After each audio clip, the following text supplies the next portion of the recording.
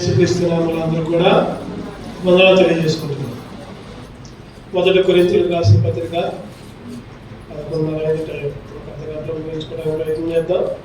1 కొరింథీయులకు రాసిన పత్రిక 11వ అధ్యాయం 27వ వచనం చదవండి బిగ్గరగా ఎవరైనా.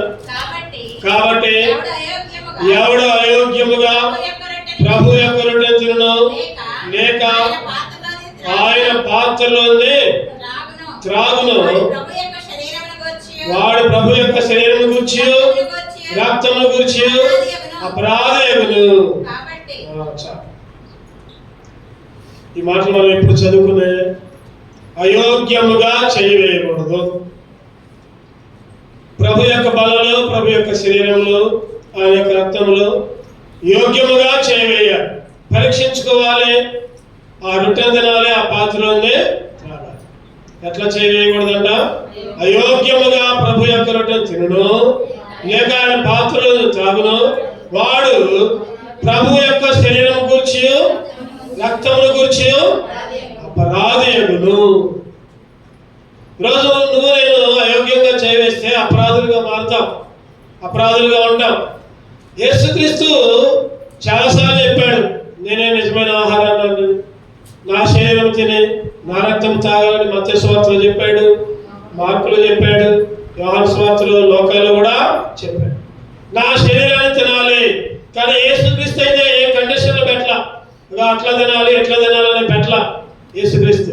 కానీ పౌలు గారు కొరింథీయులకు రాసుకుంటూ కొన్ని కండిషన్లు పెట్టాడు, చాలా కండిషన్లు పెట్టాడు. జాగ్రత్త, ఆయన శరీరము ఆయన రక్తము జాగ్రత్త, అయోగ్యంగా ఎవరు కూడా చేయొద్దు. అయోగ్యంగా చేస్తే అపరాధులుగా ఉంటాం. ఇదంట ప్రభువు వలన పొందితిని అని రాస్తా ఉంటాడు. ఎక్కడ ఉందంట అన్నమాట? 23వ వచనంలో నేను మీకు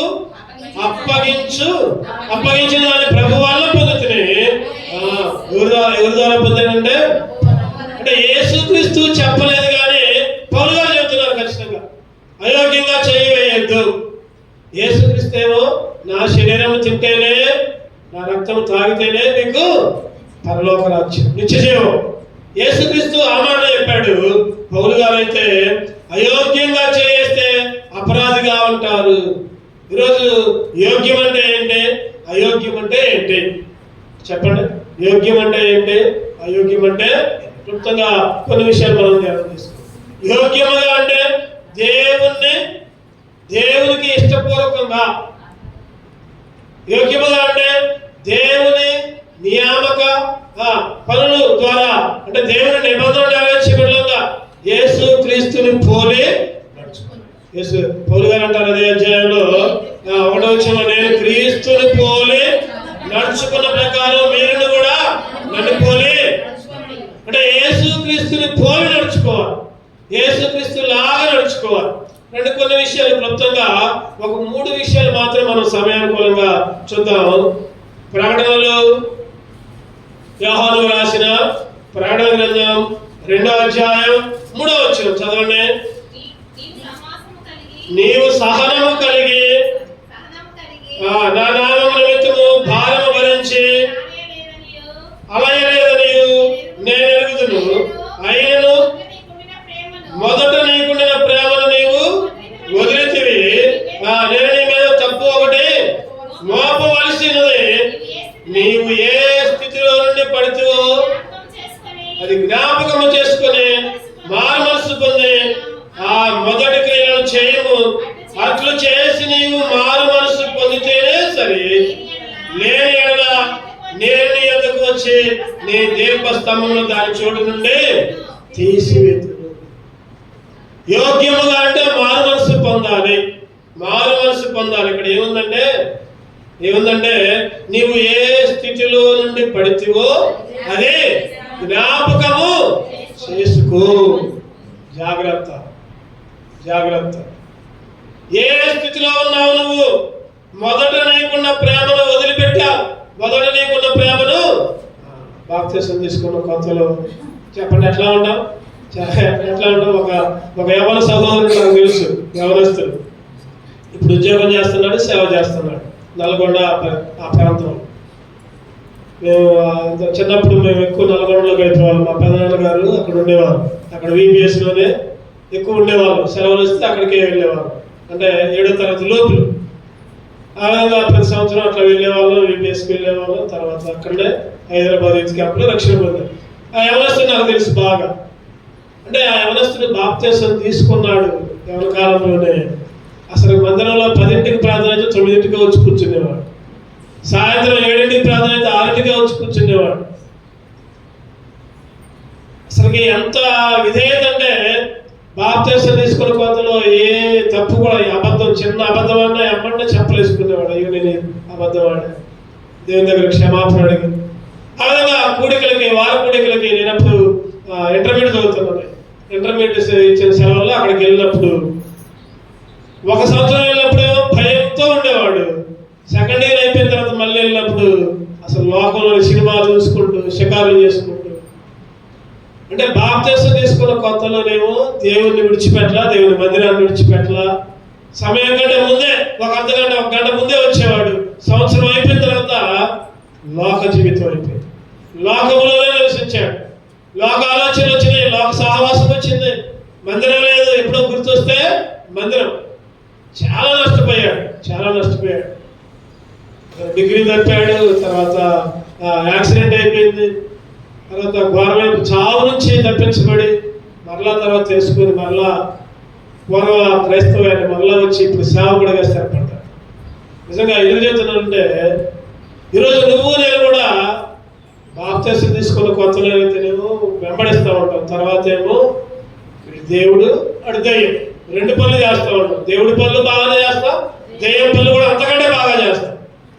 అందుకని ఇక్కడ రాసుకుంటూ ABC సంఘానికి దూతగా రాసుకుంటూ అంటున్నాడు, నేను నీ మీద ఒక తప్పు మోపవలసి ఉంది. నీవు ఏ స్థితిలో పడితివో అది జ్ఞాపకము చేసుకో.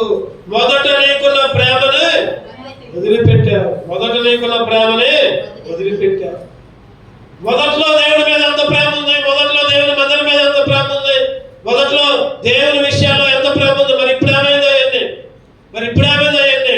అందుకనే జ్ఞాపకం చేసుకుని ఏం చేయాలంట, మారు మనస్సు పొందాలంట. ఏం చేయాలంటే మారు మనస్సు పొందాలి, మారు మనస్సు పొందాలి. మారు మనస్సు పొందితేనే సరే, లేకపోతే ఏమైందంట, దీపస్తంభాన్ని అంటే వెలుగును తీసివేసి మళ్ళీ చీకటి చేయడమే.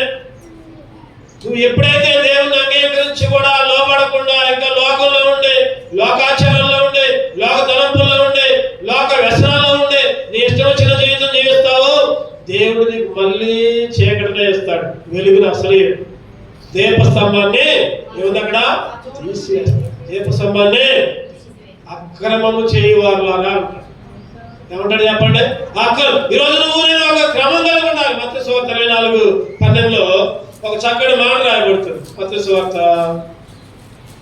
24:12 అక్రమము విస్తరించడం చేత అనేకుల ప్రేమ చల్లారిన. మొదట ఉన్న ప్రేమ ఉండదు ఇప్పుడు.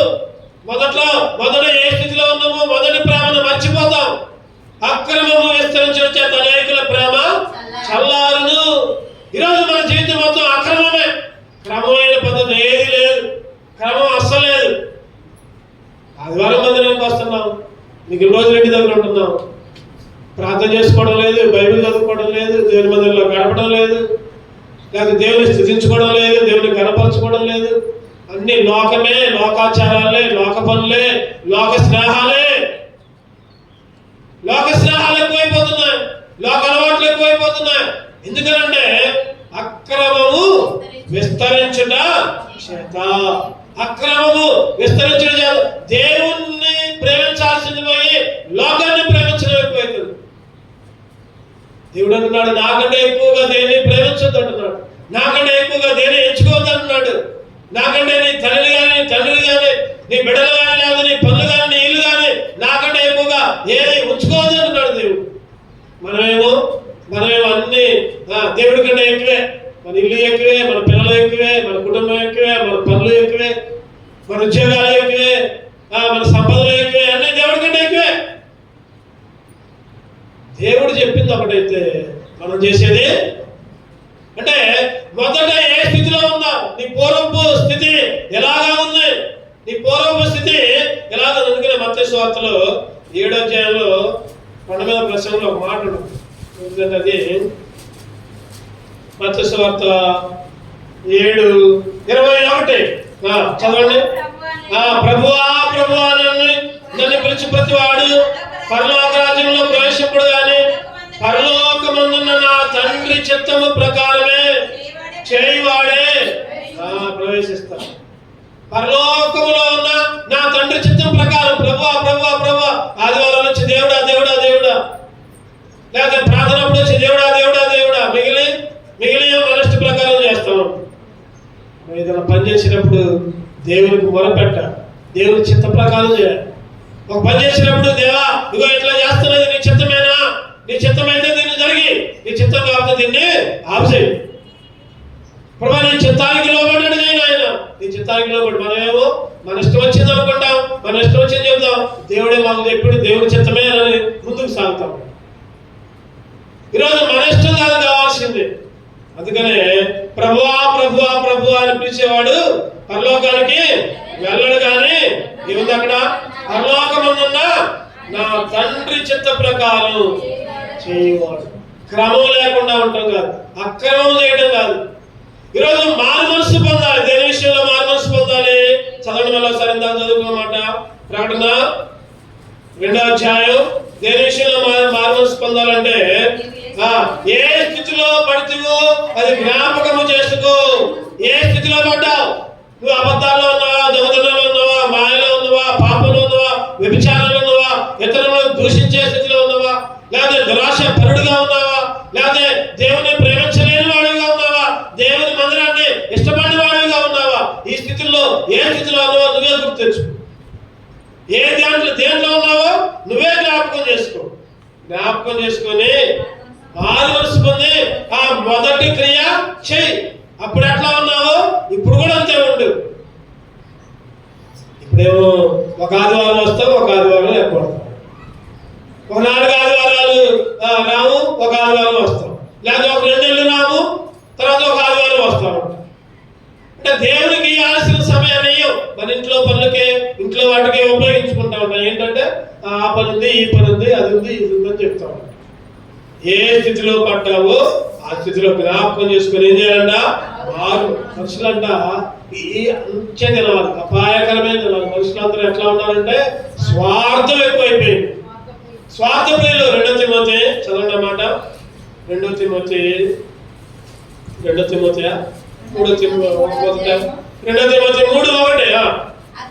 అంచె దినముల్లో అపాయకరమైన కాలం వచ్చిన తెలుసుకును.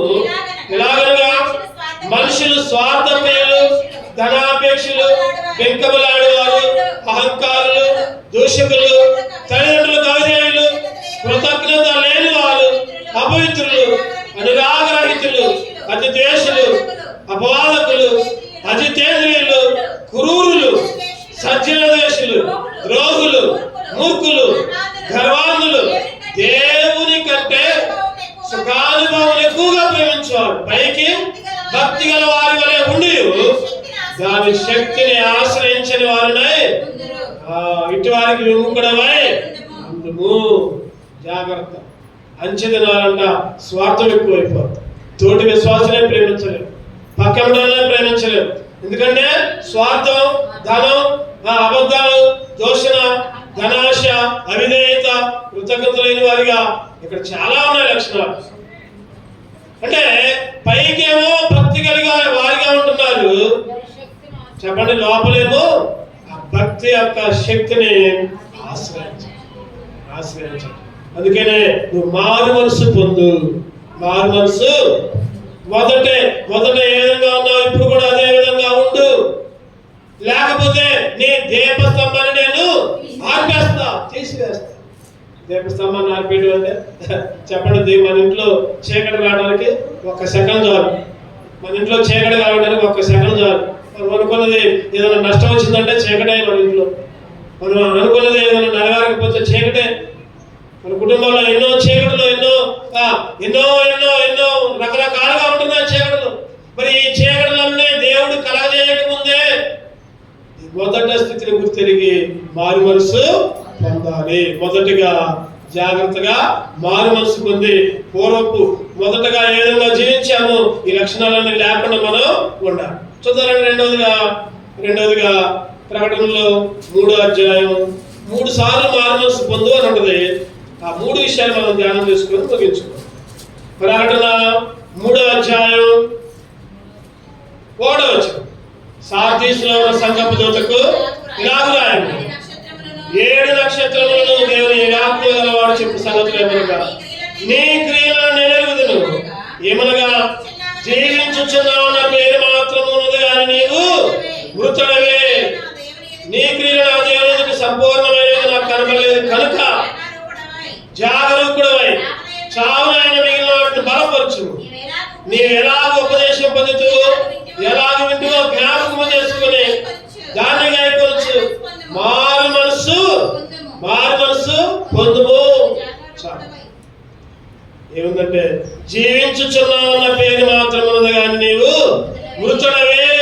జీవిస్తున్నావు అన్న పేరే పైకి మాత్రం కనబడుతున్నావు మందిరంలో, లోపల హృదయం అంతా ఎట్లా ఉందంటే మాయ, మోసం, ద్వేషం, ఈర్ష్య, అంద, కోపం. హృదయం అన్నిటికంటే మోసకరమైనది, ఘోరమైన పై ప్రార్థనే. జీవించుచున్నావన్న పేరు మాత్రం ఉంది, లేదా ప్రార్థనకు పోతున్నావన్న పేరుంది, ప్రార్థన చేస్తున్నావన్న పేరుంది. ఆ రోజుల్లో ఒక ఆయన కూడా వచ్చి ప్రార్థన చేశాడు, ప్రభువా నేను అధ్యాత్తున్నా, నేను దశభాగం వేస్తున్నా, నేను పుదీనాలో కొత్తిమీరలో కూడా దశభాగం వేస్తున్నా. అగో వాడు మాత్రం ఏమి ఇట్లా, వాడు మాత్రం దుర్మార్గుడు, పాపి. ఎవరు అన్నది? పరిసయ్యుడు. లోకస్వార్త చదవనమాట.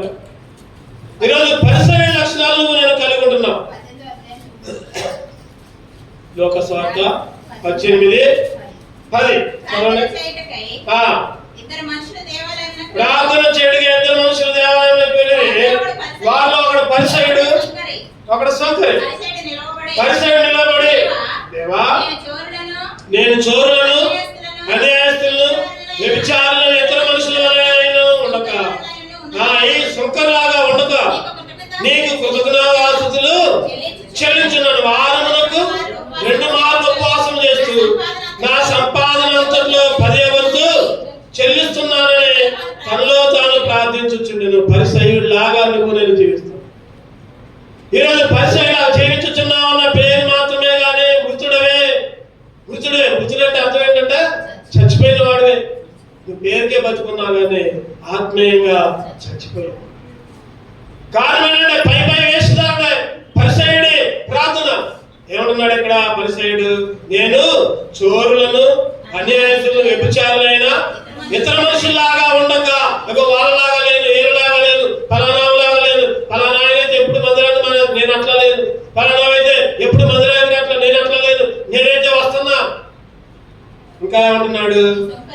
ముఖ్యంగా ఈ సొంకర్ అయితే పాపయ్యా, ఈ సొంకర్ లాగా నేను లేదు. ఇంకా ఏమంటున్నాడు? వారానికంట 2 సార్లు ఉపవాసం. వారానికి 2 సార్లు. ఒక వారానికి 3 సార్లు ఉపవాసం, 4 సార్లు రోజు ఉపవాసమే ఉంటుంది అన్న. బైబిల్ చదువుకోదు, ప్రార్థన చేయదు, పేరుకి మాత్రం ఉపవాసం. ఏంటక్క అంటే నేను ఉపవాసం ఉన్నాను. మందిరానికి రాదు, ప్రార్థన చేయదు, బైబిల్ చదువుకోదు, అసలు దేవుని మీద భయమే లేదు. కానీ పేరుకి మాత్రం నేను ఎప్పుడైనా కూడా నేను ఉపవాసం ఉన్నాను. ఇక్కడ ఈ పరిచయం కూడా ఉన్నాడు, వారానికి 2 మార్లు ఉపవాసం ఉన్నాడు. ఇంకా ఏంటన్నా? సంపాదన అంతట్లో, సంపాదనలో 10వ వంతు, నాకున్న డబ్బుల్లో 10వ వంతు, లేదా నాకున్న ఆస్తిలో 10వ వంతు. ఈరోజు దేవుడు అంటున్నాడు, ఈ పై వేస్తాను కదా, నువ్వు ఇయ్యి మంచిదే, దశభాగమే లేదా ఎక్కువైనవి, కానీ అది చెప్పుకోవద్దు. పైకి చెప్పుకోకుండా ఇక్కడ ఈ పరిచయం అయితే చెప్తున్నాడు, నా సంపాదన అంతట్లో 10వ వంతు చెల్లించుచున్నాను తనలో. అయితే సొంకరే అట్లా ప్రార్థన చేసిండు, అయ్యా పాపినయ్యా నీ వైపు చూడటానికి కూడా నాకు ధైర్యం చాలేదు. రొమ్ము కొట్టుకుంటూ పాపిని నన్ను కరుణించయ్యా. ఎవరు ప్రార్థన అన్నాడు? దేవుడు. సొంకరి ప్రార్థన. ఈరోజు జీవించుచున్నావన్న పేరు మాత్రం ఉంది కానీ వృద్ధుల్లాగా ఉంటున్నావు, వేషధారులాగా ఉంటున్నావు. పై భక్తి. ఈరోజు పై పనులు దేవునికి అప్పచెప్పాడు. దేవుని కొరకు జీవించాలి. ఎవరి కొరకు జీవించాలంటే దేవుని కొరకు, దేవుని కొరకే జీవించాలి. నువ్వు రక్షణ పొందామంటే, మానవస్ పొందామంటే, బాప్తిసం తీసుకుందామంటే, చనిపోయేదాకా దేవుని కొరకు జీవించాలి. జీవింతు నేను ఇక మీదట నా కొరకు కాక యేసు కొరకే జీవింతును. జీవింతు నేను ఇక మీదట నా కొరకు కాక యేసు కొరకే జీవింతును. జీవింతును జీవింతును జీవింతును జీవింతును జీవింతును జీవింతును జీవింతును జీవింతు. ఎవరి కొరకు జీవించాలంటే చెప్పండి, ఎవరి కొరకు? నా కొరకే కాదు, నా పిల్లల కొరకే కాదు, లేకపోతే ఇంకా ఇంకా ఇంకా సొంత వాడి కొరకు కాదు, కానీ ఎవరి కొరకు జీవించాలంటే యేసు కొరకే, యేసు కొరకే జీవించాలి. ఎప్పుడైతే ఆ విధంగా జీవిస్తాము, ఎప్పుడైతే ఆ విధంగా జీవిస్తాము, ఎప్పుడైతే ఆ విధంగా జీవిస్తాము అని ఒక మారు మనసు పొందుతాము, ఒక తీర్మానం తీసుకుంటాము, అప్పుడే సరే. లేకపోతే దీపస్తంభాన్ని దేవుడు అందుకనే అంటున్నాడు, నువ్వు జీవించుచున్నావు అన్న పేరు మాత్రం ఉంది కానీ నువ్వు మృతుడవే. పేరుకే జీవిస్తున్నావు కానీ మృతుడివే. ఇంకా ఏముందంటే, నీ క్రియలు నా దేవుని ఎదుట సంపూర్ణమైనవిగా నాకు. నీ పనులు, నీ మాట, నీ చూపులు దేవుడు చూస్తే దేవునికి ఇష్టంగా కనపట్టలేదు. మరి నేను అయ్యో నేను దేవునికి చాలా ఇష్టంగా జీవిస్తాను, దేవునికి ఇష్టపూర్వకంగా జీవిస్తాను అనుకుంటున్నాను. దేవుడు అంటున్నాడు, నీ క్రియలు నా దేవుని ఎదుట సంపూర్ణమైనవిగా కనపడతాయి. ఈరోజు మన క్రియలు సరి చూసుకోవాలి, మారు మనస్సు పొందాలి. అందుకనే చివరిలో ఏముందంటే అక్కడ, ఏమి విన్నావో జ్ఞాపకం చేసుకొని దాన్ని గైకొనొచ్చు, మారు మనస్సు పొందుము. మారు మనస్సు పొందు. నువ్వు జాగరూకుడవై ఉండని ఎడల నేను దొంగవలే వచ్చేదను. దొంగవలే. రెండవదిగా మారు మనస్సు పొందాలి, మన క్రియలు జాగ్రత్తగా ఉంచుకోవాలి, మనం దేవుని కొరకు జీవించాలి. మూడవదిగా చూద్దానండి. మూడవదిగా అదే ప్రకటన 3వ అధ్యాయం 15 వచ్చింది. ప్రకటన 3వ అధ్యాయం 15 వచ్చింది. నీ క్రియలను నేను ఎరుగుదును, నీవు చల్లగానైనను వెచ్చగానైనా లేవు.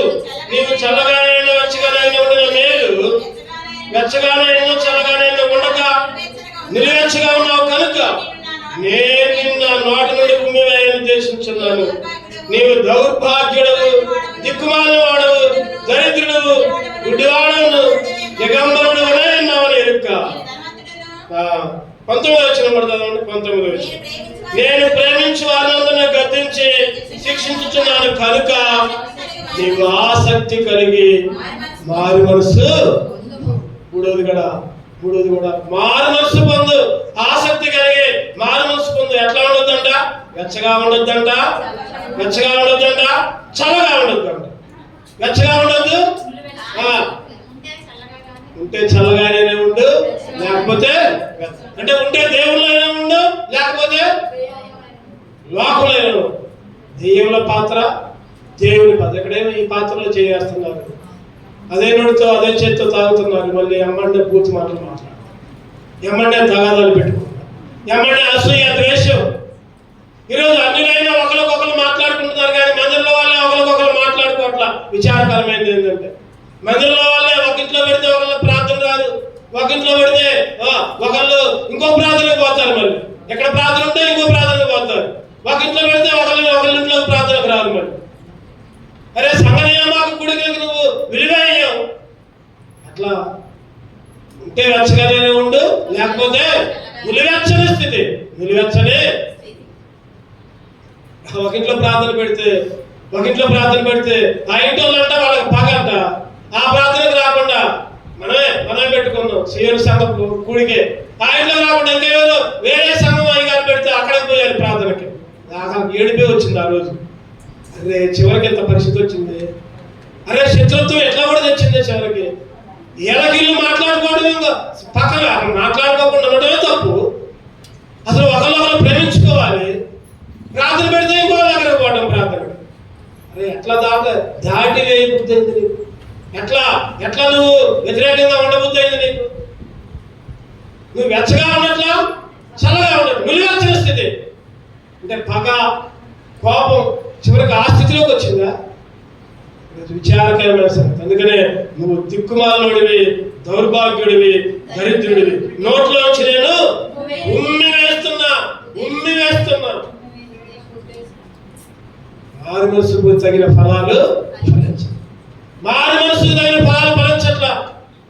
ఈరోజు వెచ్చని. అందుకనే కొరింథీయులకు రాసిన పత్రికలో 10లో 1 కొరింథీ 10వ అధ్యాయంలో 20 వచ్చింది చదవండి. 21 మీరు ప్రభు పాత్రలోనే దయ్యముల పాత్రలోని కూడా త్రాగలేరు. ప్రభు బల మీద ఉన్న దానిలోను దయ్యముల బల మీద ఉన్న దానిలోను కూడా పాలు పొందలేరు. ప్రభువులకు రోషము పుట్టించనుమా? ఆయన కంటే మనము బలవంతులమా? ప్రభు పాత్ర ఇంకా దెయ్యం పాత్ర. ప్రభు పాత్ర కావాలి, మళ్ళీ దెయ్యం పాత్ర కావాలి. దేవుని మందిరం కావాలి, లోక ఆచారాలు కావాలి. దేవుని సన్నిధి కావాలి, లోకంలో ఉన్న చెడ్డ మాటలన్నీ కావాలి. వాళ్ళ మీద ఆడిపోసుకోవడం, వాళ్ళని తినడం, వేలం తినడం, మళ్ళీ అన్యులతో కలిసి దేవుని బిడ్డల్ని అపహాస్యంగా చేయడం, దేవుని సేవకుల గురించి చెడ్డగా మాట్లాడటం. నిలువెచ్చని స్థితి. ఏ స్థితి అంటే ఇది? నిలువెచ్చని.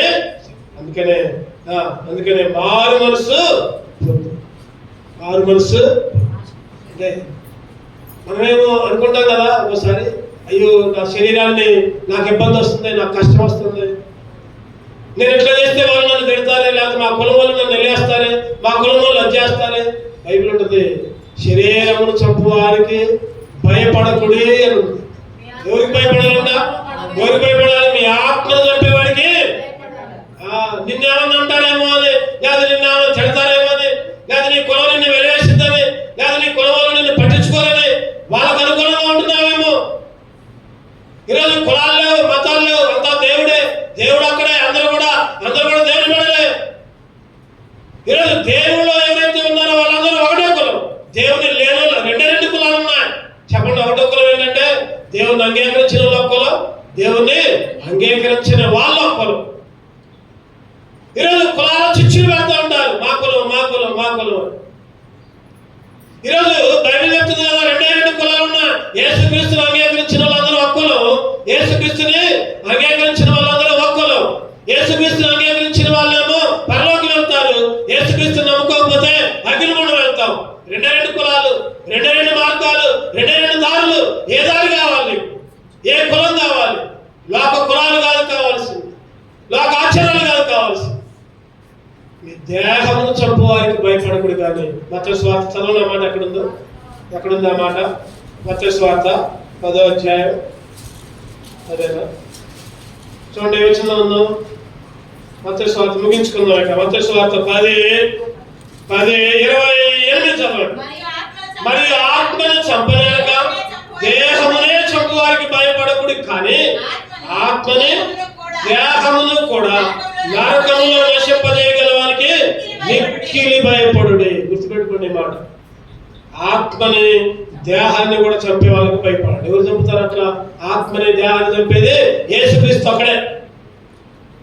మరి దేహాన్ని చంపే వాళ్ళు లోకంలో ఉన్నారు. కొట్టేవాళ్ళు, తిట్టేవాళ్ళు, లేకపోతే అది చేసేవాళ్ళు, ఇది చేసేవాళ్ళు, ఆ మాట అనేవాళ్ళు, ఈ మాట లోకంలో. వాళ్ళకి భయపడద్దు. వాళ్ళు ఎన్నో అనుకోని దేవుడే వాళ్ళని దీవించును గాక అనుకో, దేవుడే వాళ్ళని ఆశీర్వదించును గాక అనుకో. నేను తిట్టేవాళ్ళు కూడా నువ్వు ప్రేమి, నేను కొట్టేవాళ్ళు కూడా నువ్వు క్షమాపణ. బైబిల్ అంటుంది ఈ మాట అసలు చదువుకుంటే ఒక్కసారి ఒళ్ళు గగురు పడవాలి. ఎందుకంటే ఆత్మను చంపలేక దేహమునే చంపువారికి భయపడకుడు, కానీ ఆత్మని దేహాన్ని చంపే వాళ్ళకి భయపడాలి. ఎవరు చంపుతున్నారంటే యేసుక్రీస్తు. ఆత్మను చంపుతాడు, దేహాన్ని. అరే ఎన్నిసార్లు ఆచరించబడ్డావు, ఎన్నిసార్లు సరి చేయబడ్డావు, ఎన్నిసార్లు వాక్యముతో బోధించబడ్డావు, ఎన్నిసార్లు దేవుడు మాట్లాడినా. కీర్తనకారుడు రాస్తాడు, దిద్దుబాటు నీకు చదవడం మాట కూడా. కీర్తనలో 50వ కీర్తన 17 వచ్చింది చదవండి. దిద్దుబాటు నీకు అసహ్యము కదా, నీవు నా మాటలను వెనుకకు, నీవు నా మాటలు నీ వెనక్కి తోసివేశా. దిద్దుబాటు లేదు, సరి చేసుకోవడం లేదు, హెచ్చరించుకోవడం లేదు, బుద్ధి చెప్పడం లేదు, గద్దించుకోవడం లేదు, ప్రేమ లేదు, తోటి వారిని ప్రేమించేది లేదు, నీ విశ్వాసం ప్రేమించేది లేదు. ఈరోజు దిద్దుబాటు నీకు అసహ్యమైపోయింది, సరి చేసుకోవట్లా. అరే ముఖం మీద మచ్చుంది తుడుచుకోరా, ముఖం మీద మచ్చుంది అక్కడ ఒక మరక తుడుచుకోవాలంటే నువ్వేది నాకు చెప్పేది, నా మరక నా ఇష్టం. ఏముంటుందా ఆ మరక అంతే ఉంటుందా, లేకపోతే పోద్దాం. అరే ముఖం మీద మరకను తుడుచుకోమా, కొద్దిగా అందరూ కదా అక్కడ పోతున్నావు, అందరూ చూసి నవ్వుతారంటే నువ్వేంది నాకు చెప్పేది, నా మరక నా ఇష్టం. ఇటువంటి మరకలు 100 ఉంటాయి, నువ్వు నాకు చెప్పు.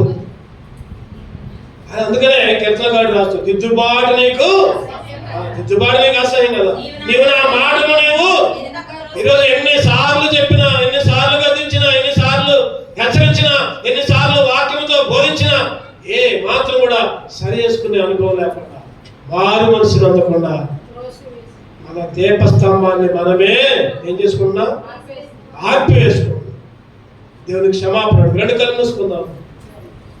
మూసుకుందాం. ఒక్క క్షణం మనకు మనమే సరి చేసుకున్నాం. 3 రకాలుగా మారు మనసు పొందు అని దేవుడు మనల్ని ఈరోజు హెచ్చరించాడు. నీ మొదటి క్రియ ఏమైంది, మొదటి ప్రేమ ఏమైంది, అప్పుడేమో ప్రేమ, ఇప్పుడేమో ద్వేషమా. నువ్వు జీవించుతున్నావన్న పేరు మాత్రమే కానీ మృతుడివే. సరి చేసుకో, మారు మనసు పొందు. నీ క్రియలు సరి చేసుకో, నీ మాటలు, నీ చూపులు. రాను అభివృద్ధి చెందాల్సింది పోయి నిరసించిపోతున్నావు. దేవునికి దూరంగా ఉంటున్నావు. దేవుడు అంటే లెక్కలేదు, దేవుని మందిరం అంటే లెక్కలేదు, దేవుని సన్నిధి అంటే లెక్కలేదు. వెచ్చగా ఉండట్లా, చల్లగా ఉండట్లా, నులివెచ్చని స్థితి. క్షమాపణ బుద్ధి అసలు ఉండట్లా, క్షమించే బుద్ధి అసలు ఉండట్లా. నోట్లో నుంచి ఉమ్మేస్తా అంటున్నాడు. మారు మనసు పొందు, లేకపోతే నోట్లో నుంచి ఉమ్మేస్తా. మారు మనసు పొందు. అక్రమము చేయువారులాగా, క్రమం ఉండట్లా ఈరోజు మన జీవితాల్లో. దేవుని విషయాలు అసలు క్రమం ఉండట్లా, దేవుని మందిర విషయాలు అసలు క్రమమే ఉండట్లా. మన ఇష్టం వచ్చిన జీవితమే. ఈరోజు నా మారు మనసు పొందని 3 సార్లు హెచ్చరించాడు దేవుడు. 3 సార్లు సరి చేసుకో, యోగ్యంగా బలలో చేయ.